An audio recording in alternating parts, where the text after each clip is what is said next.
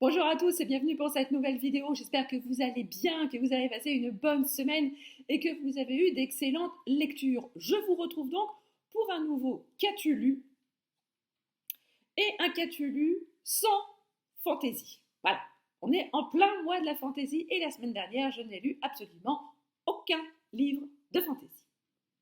Voilà. Comme je vous disais la semaine dernière, j'avais commencé le mois de la fantaisie sur les chapeaux de roue, et ben voilà, la deuxième semaine, je me suis étalée comme une petite crotte. Voilà, mais bon, le mois de mai n'est pas terminé, je compte bien me rattraper dans les semaines et les jours qui viennent, mais ça c'est une autre histoire. Du coup, je vais vous présenter ce que j'ai lu cette semaine, et on va commencer tout de suite avec le 10e vaisseau de Pierre Bordage, aux éditions Scrinéo SF que j'ai eu grâce à la plateforme NetGalley. Et j'ai lu ce roman en lecture commune avec la copine Maude de la chaîne Des Livres une fille, dont je vous mettrai le lien de la chaîne en barre d'infos. Alors on était très enthousiastes toutes les deux sur la lecture de ce roman, parce que Pierre Bordage, c'est quand même un grand nom de la science-fiction française. Et donc du coup, on a commencé notre lecture hyper en joie. Donc ici, on fait la connaissance de Livio Squirrel, qui est un pilote de vaisseau qui a été emprisonné pour une sombre affaire. Et il est convoqué par la haute autorité afin de lui confier une mission plus ou moins suicide. Effectivement, la haute autorité a envoyé 9 vaisseaux dans une contrée spécifique, et ces 9 vaisseaux ont disparu corps et bien avec l'équipage. Ces 9 vaisseaux ne donnent plus du tout n'ont plus du tout donné signe de vie à partir du moment où ils sont arrivés là-bas. Et du coup, ils veulent lancer, si l'on peut dire, la mission de la dernière chance, le 10e vaisseau, pour essayer de comprendre ce qui s'est passé là-bas. Donc, sa mission, s'il l'accepte, en même temps, il n'a pas tellement d'autre choix que de l'accepter, sa mission est donc de piloter un vaisseau, le sien, de constituer un équipage et de se rendre dans la galaxie du Triangle afin de savoir ce qui s'est réellement passé. Donc, il va constituer son équipage avec des humains, des non-humains. Il va y avoir une intelligence artificielle à l'intérieur du vaisseau, et les voilà donc partis en quête dans leur mission. Donc du coup, les voilà donc partis sur ce vaisseau. Et évidemment, il va leur arriver bon nombre de bricoles, parce que un membre particulier de l'équipage va subir des agressions. Et franchement, on se demande pourquoi, forcément. Et on va apprendre petit à petit, au fur et à mesure du roman, pourquoi ce membre d'équipage est la victime de ces agressions. Alors pendant, on va dire, les 3/4 du roman, c'était hyper intéressant, c'était hyper addictif. On était très à l'aise avec notre lecture. Et puis arrive le dernier quart du bouquin, et là on s'est vraiment demandé là où Pierre Bordage voulait aller, parce que on est allé de rebondissement en rebondissement plus ou moins cohérent, et on a eu une fin en guise de happy end. Voilà, j'attendais pas cette fin-là. On n'attendait pas cette fin-là. Et le happy end était vraiment trop happy. Si on peut dire. Le happy end était vraiment trop happy. Et ça collait pas vraiment à toute l'ambiance du roman. Alors moi, j'ai eu un coup de cœur pour un des personnages du roman. C'est ce qu'on appelle un non-humain. Il s'appelle Tar. Et j'ai beaucoup aimé ce personnage parce qu'il me faisait beaucoup marrer. Mais j'ai beaucoup aimé aussi le personnage du capitaine, de Livio. Mais bon, je pense que voilà, la fin, voilà, la fin a un petit peu gâché notre lecture, parce que sinon c'était une très bonne lecture, on était vraiment à fond dans notre lecture, et on n'a pas compris ce qui s'est passé à la fin. On n'a pas compris ce qui s'est passé à la fin. Par moments, on a vraiment eu l'impression que voilà, Pierre Bordage était pressé par le temps, où il n'avait pas imaginé la fin, donc pour moi, la fin était un peu bâclée, par rapport à tout, tout l'axe narratif du roman, à tout ce qui a été développé pendant les trois quarts du roman, et tout a été, comment dire, expédié en peu de temps sur la fin.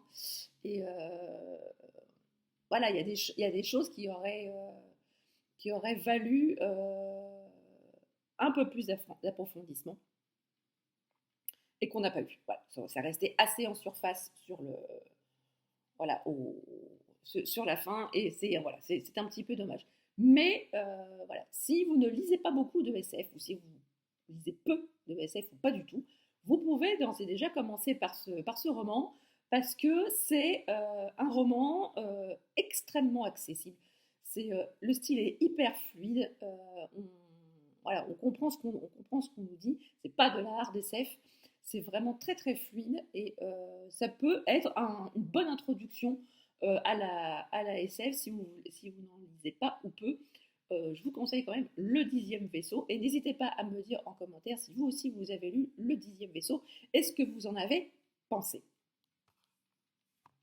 Ensuite, j'ai écouté un livre audio que j'ai eu également par la plateforme NetGalley. Je vous mettrai l'image ici. Il s'agit d'un livre de développement personnel qui s'intitule Mon boss est nul, mais je le soigne, de Gaël Châtelain-Berry. Alors, ce roman a été écrit il y a un petit moment, je crois qu'il a été écrit en 2017, je crois, et il y a une nouvelle version qui a été une version enrichie qui est sortie assez récemment suite à la période Covid. La période Covid, malgré tout, elle a aussi énormément influé et modifié ce qu'on appelle le management. Le management n'a pas été le même pendant le confinement, étant donné que le télétravail s'est grandement généralisé dans la plupart des entreprises. Et du coup, le management a été obligé de s'adapter à ces nouvelles méthodes de travail. Et qui dit nouvelle méthode de travail dit aussi de nouveaux mots et de nouveaux travers qui se sont institués avec ce management qu'on appelle à distance. Et donc du coup, dans ce livre, l'auteur nous présente Bob. Alors Bob, il cumule. On dit pourtant que le cumul des mandats est interdit, mais là, c'est pas le cumul des mandats, c'est plutôt le cumul des mandales, hein, parce que ce pauvre Bob, il cumule. Hein, voilà, on a tous connu plus ou moins un manager qui avait des petits défauts. Qui nous mettait des réunions à pas d'heure, qui nous envoyait des mails à pas d'heure, qui ne comprenait pas pourquoi on ne répond pas dans la minute à son mail, qui avait des difficultés à déléguer, qui prenait les femmes pour des serpillères. Bref, on a tous connu plus ou moins ce genre de manager. Sauf que lui, Bob, il cumule tous ses défauts. Hein. Le malheur de cumuler vraiment tous ses défauts. Et donc, par le biais de situations qu'on a tous plus ou moins connues, l'auteur va nous expliquer en quoi ce que fait Bob est pas très bon, et il va nous expliquer à chaque situation donnée, qu'on soit du côté du manager ou du côté du manager, ce qu'il faudrait faire dans cette situation pour avoir un management un peu plus bienveillant. Et dans plusieurs situations comme ça, on va avoir le côté de l'un ou de l'autre. Et voilà, l'auteur explique tout ça de manière extrêmement bienveillante, extrêmement simple et avec beaucoup d'humour. Il le dit lui-même à un moment, si vous êtes un ninja, si vous vous sentez l'âme d'un ninja sous amphétamine, vous pouvez, l'air de dire, si vous vous sentez un peu kamikaze, vous pouvez affronter un peu plus brutalement votre manager en faisant telle ou telle chose. Et c'était assez drôle.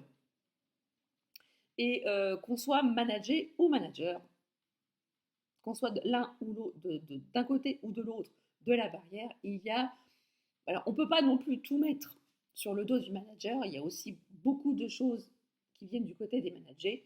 Donc en faisant chacun un pas l'un vers l'autre, je pense qu'on peut grandement arriver à s'entendre et à travailler dans de meilleures conditions, que ce soit pour les uns ou pour les autres. Après, ça ne reste que mon avis, bien évidemment. Moi, pour ma part, je tiens quand même à dire que, alors, je vais aller sans doute à l'encontre de beaucoup de gens, mais pour moi, le confinement, c'est le confinement qui m'a sauvée, hein, clairement. Le fait d'être en télétravail 5 jours sur 5, d'être coupé de mes collègues, de ma hiérarchie, c'est ce qui m'a présentement sauvé du burn-out. Clairement. Moi, en télétravail, j'étais très bien, j'étais à la maison, j'avais pas besoin de me déplacer, je faisais mon taf comme d'habitude, et franchement, c'est ce qui m'a sauvée. Alors après, il est vrai que ça n'a pas été vraiment la même chose pour tout le monde. Ceci est mon cas personnel. Euh, Merci de ne pas m'agresser en commentaire ou en message privé. Mais voilà, ceci a été mon expérience. Pour moi, le confinement a été extrêmement bénéfique. Comme je vous dis, c'est ce qui m'a sauvée. Après, voilà, comme je vous dis, c'est mon cas personnel et je sais que beaucoup de gens, même beaucoup dans mon entourage, ont très très mal vécu le confinement et le fait d'être coupé de tout lien, vraiment de tout lien social. Voilà, donc si vous voulez peut-être espérer d'arriver à comprendre votre manager, n'hésitez pas à aller lire le livre de Gaël Châtelain-Berry, qui est vraiment une mine d'informations euh, pour un management beaucoup plus bienveillant. Enfin, j'ai lu euh, Lucia de Bernard Minier aux éditions XO. Je l'ai lu en lecture commune avec l'ami Jérôme du compte GG Bookine sur Instagram. Alors, on a déjà fait une lecture commune il n'y a pas tellement longtemps tous les deux. On avait lu Latium dans le cadre du challenge Avril autour de l'ASF. Et on avait un petit peu ramé, parce que c'était quand même un peu complexe. Ici, autant vous dire que l'appréhension du roman a été beaucoup plus aisée et beaucoup plus fluide. Parce que voilà, la plume de Bernard Minier, elle est quand même extrêmement addictive. Donc ici, Bernard Minier met en scène un nouveau personnage, une nouvelle enquêtrice, en la personne de Lucia Guerrero, qui est enquêtrice à la Guardia Civile, dans une unité un petit peu spéciale de la Guardia Civile. Et le roman commence, alors c'est assez, c'est punchy hein, quand même. Le roman commence avec la découverte du coéquipier de Lucia qui a été retrouvé mort, mais pas dans n'importe quelle circonstance. Le pauvre homme a été crucifié, torturé, crucifié, et cerise sur le gâteau, si on peut dire, il a été collé. Il a été collé à la croix. Donc, passé le choc de la découverte, évidemment, Lucia n'a de cesse que de découvrir qui est la personne qui a fait subir ça à son coéquipier. Parallèlement à ça, on suit un groupe d'étudiants et leurs professeurs à l'université de Salamanque. On a un professeur de criminologie et son groupe d'étudiants ont mis au point un logiciel qui permet de collecter les diverses informations données par toutes les polices et toutes les brigades du pays afin de faire le lien entre des affaires et ainsi pouvoir faire le lien entre des affaires qui a priori n'avaient rien en commun et essayer de résoudre ces affaires. Et grâce à ce logiciel, ils vont mettre en lumière un modus operandi d'un tueur en série, un tueur en série qui a opéré pendant 30 ans sans se faire alpaguer par les forces de l'ordre. Alors bien évidemment, vous allez vous dire, bon, deux histoires en parallèle, au bout d'un moment, ça va se rejoindre. Oui, voilà, je vais clore le suspense assez rapidement. Oui, les deux affaires vont se rejoindre. J'ai bien aimé l'histoire, j'ai bien aimé le personnage de Lucia qui a une fâcheuse tendance quand même à faire cavalier seul, ce qui lui aura occasionné un certain nombre de déconvenues quand même, et qui agit assez souvent en dehors des clous. Mais malgré tout, ça donne des résultats. Et puis au-delà de ça, on a une jeune femme euh, qui, qui aspire quand même à être un petit peu normale. On va très vite apprendre qu'elle est maman, qu'elle a un petit garçon. Et ça la bouffe quand même de ne pas être auprès de son fils, de, de vivre un peu en marge de la vie de son fils. Et on sent quand même elle est profondément attachée à son enfant, mais il y a quand même son travail qui la bouffe et qui lui prend vraiment tout son temps. J'ai beaucoup aimé cette ambivalence entre ces personnages. Alors, on, on a beaucoup d'informations quand même dans ce roman. On a beaucoup de pistes. L'auteur explore un certain nombre de pistes. Et bon, voilà, moi j'ai eu un. Je dis, oh, ça c'est pas net. Voilà, j'ai eu un doute quand même à un moment. La fin m'a pas tout à fait donné raison. Effectivement, dans l'esprit, j'avais raison. Mais sur le fond, sur le mobile, sur le comment du pourquoi, je m'étais complètement fourvoyée. Et puis par contre, la révélation finale, je ne l'ai pas vue arriver. La révélation de qui était vraiment derrière tout ça, je ne l'ai pas vue arriver. Je ne l'ai pas vue arriver parce que à aucun moment, à mon sens, alors je ne sais pas si on n'a pas encore débriefé avec Jérôme, mais à aucun moment on nous a laissé entrevoir euh, une ébauche de piste. Euh, ouais, les personnages disent ouais, on a eu des soupçons, machin, à partir de ci, à partir de ça, donc du coup on a. Mais ils ont opéré complètement dans leur coin, hein, laissant le lecteur complètement à côté.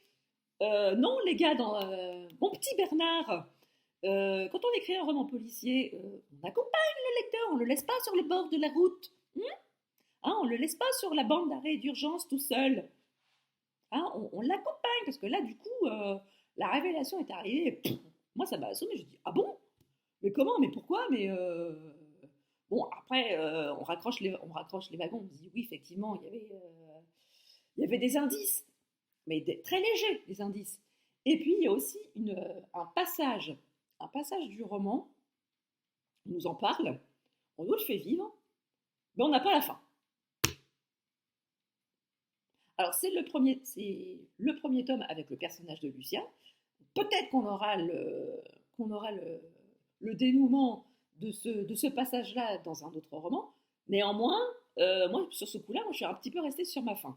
Alors, globalement, j'ai beaucoup aimé ma lecture. J'ai beaucoup aimé la plume de Bernard Minier, qui est extrêmement addictive. Ça ne change pas du tout. J'ai beaucoup aimé la construction du personnage féminin, parce que c'est vrai qu'on avait plus l'habitude du héros récurrent commandant Servaz. Là, on est quand même parti sur un personnage féminin, donc quelque part, c'est quand même pas mal. Globalement, j'ai beaucoup aimé l'histoire, mais il y a quand même des petites choses qui me font tiquer, que j'aurais aimé que Bernard Minier approfondisse un peu plus. Alors peut-être que ce sera pour la suite, mais s'il pouvait aussi accompagner le lecteur jusqu'au bout, même en le baladant sur une fausse piste, on s'en fout. Mais voilà, donc globalement, j'ai beaucoup aimé. J'attends quand même de voir la suite pour savoir comment Bernard Minier va mettre en scène son personnage de Lucien. J'attends de voir un petit peu pour voir si les bonnes choses que j'ai vues vont se confirmer et si ce qui me fait douter va être levé. Donc voilà, ce qu'as-tu lu à présent terminé. J'espère qu'il vous aura plu. N'hésitez pas à me dire en commentaire si vous avez vous-même lu les romans que je vous ai présentés, les romans et livres que je vous ai présentés dans cette vidéo. Vous savez que j'adore vous lire et que j'adore discuter avec vous. Petit disclaimer, il n'y aura pas de vidéo sur la chaîne pendant 2 semaines. Alors, je vais m'octroyer une petite pause. Rien de grave, hein, je pars en vacances, hein, tout simplement. Je vais m'octroyer une petite pause de 2 semaines en espérant revenir, 1, en pleine forme, 2, avec plein de titres à vous présenter et peut-être avec des nouvelles idées de vidéos, je ne sais pas. Alors, j'en connais qui sont en train de faire la danse de la joie parce qu'il ne va pas y avoir de vidéo pendant 15 jours. Oui, je vous vois au fond de la salle. Pour les autres, voilà, j'espère que vous allez très bien vous porter pendant ces 15 jours. Je ne vous oublie pas, je reviens très très vite. N'hésitez pas pour le coup à mettre plein de pouces en l'air sous cette vidéo. N'hésitez pas à la partager si le cœur vous en dit. Et si vous n'êtes pas encore abonné à la chaîne, n'hésitez pas, c'est gratuit, ça fait plaisir et ça ne fait de mal à personne. Sur ce, je vous laisse, je vous souhaite de très très belles lectures, de très très belles semaines et je vous dis à très bientôt pour une prochaine vidéo. Ciao!